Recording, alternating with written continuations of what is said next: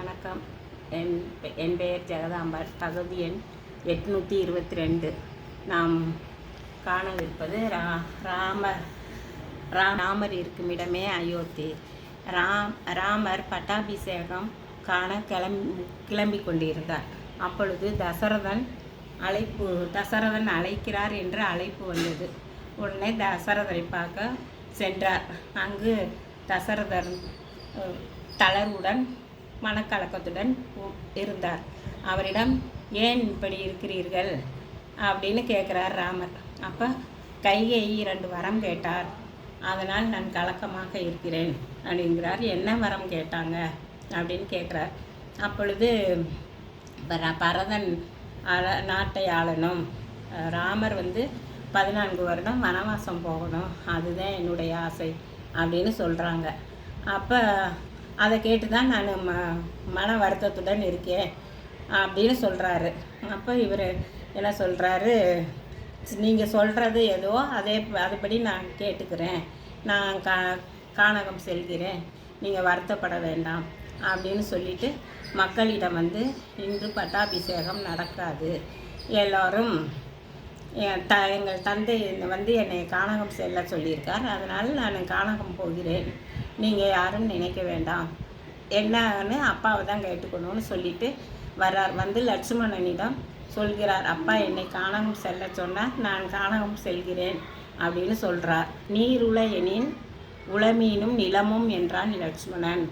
நீரும் மீனும் இருக்கும் இடமே, நீர் இருக்கும் இடமே நிலத்துக்கும் மீனுக்கும் சொந்தம், அதுபோல் நீங்கள் இருக்கும் இடமே எனக்கும் சீதா தேவிக்கும், நீங்கள் இருக்கும் இடமே நாங்கள் இருப்போம் அப்படின்னு சொல்கிறாரு லட்சுமணன்.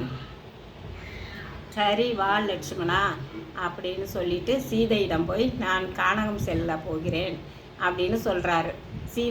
சீதா நானும் வருவேன் அப்படின்னு சொல்கிறாங்க. அப்போ அது வெப்பம் மிகுந்த காடு, உன்னால் அங்கே இருக்க முடியாது, நீ வேண்டாம் அப்படின்னு சொல்கிறார்.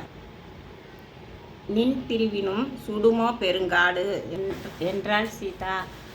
நான் பத்தினி கடமையை நான் தவறாமல் செய்யணும் என்று நான் உங்களுடன் தான் வருவேன் என்று சீதா சொன்னார். நானும் வருவேன் அப்படின்னு.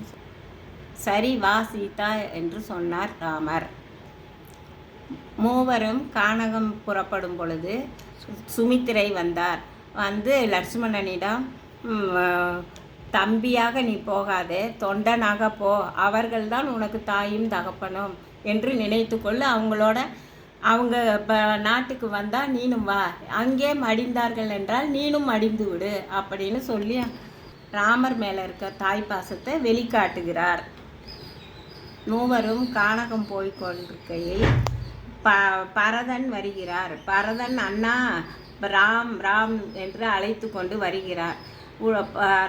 பரதன் வருவதை பார்த்து ராமர் நின்று என்ன தம்பி, அப்பா நல்லா இருக்கிறாரா அப்படின்னு, தந்தை நம்மை விட்டு பிரிந்தார் அப்படின்னு பரதன் சொல்கிறார். அந்த பரதன் சொன்னதை கேட்டு ராமர் கோடாரி மரத்தில் வெட்டியது போல் கீழே சாய்ந்தார். பரதன் தந்தை போய்விட்டார், நீங்கள் வாங்க, நீங்கள் தான் நாட்டை ஆளணும் அப்படின்னு அழைக்கிறார். அப்போ ராமர் சொல்கிறார், தந்தை சொன்ன மாதிரி நீ போய் நாட்டை ஆளு, நாங்கள் 14 வருஷம் வனவாசம் முடித்து வருகிறோம் அப்படின்னு சொல்கிறார்.